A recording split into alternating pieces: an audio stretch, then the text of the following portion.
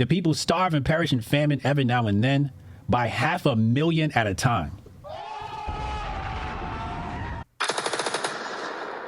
At Salgar, mothers, as they lay in the streets unable to walk, were seen holding up their infants and imploring the passing stranger to take them into slavery.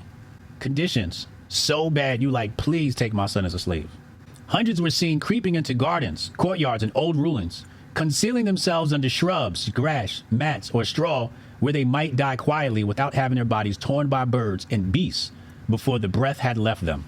Respectable families who left home in search of the favored land of Malwa, while yet little property remained, finding all exhausted, took opium rather than beg, and husband, wife, and children died in each other's arms.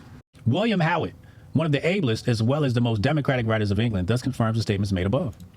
The East India Company exists by monopolies of the land, of opium, and of salt. By their narrow, greedy, and purblind management of these resources, they have contrived to reduce that once affluent country to the uttermost depths of poverty and pauperism. The government claims not the mere right of governing, but as conquerors, the fee simple of the land. Over the greater part of India, there are no real freeholders. The land is the company's, and they collect, not tax, but a rent.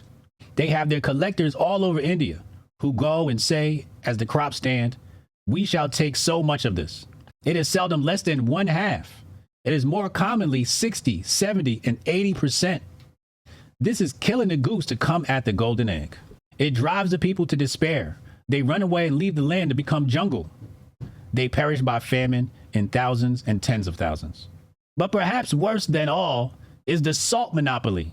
It is well known that the people of India are a vegetable diet people. Boiled rice is their chief food, and salt is an absolute necessity of life. With a vegetable diet in that hot climate without plenty of salt, putrid diseases and rapid mortality are inevitable.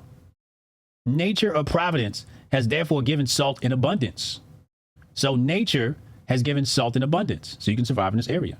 The sea throws it up already, crystallized in many places.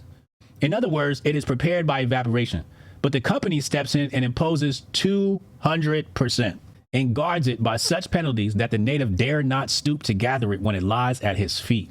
The consequence is that mortality prevails, to a terrific extent often among the population. Officers of government are employed to destroy the salt naturally formed, and the government determines how much salt shall be annually consumed. Does this not sound like communism, chat? Does this not sound like Stalin and the rest of them? Does it not sound like that? No, this is Great Britain we're talking about here.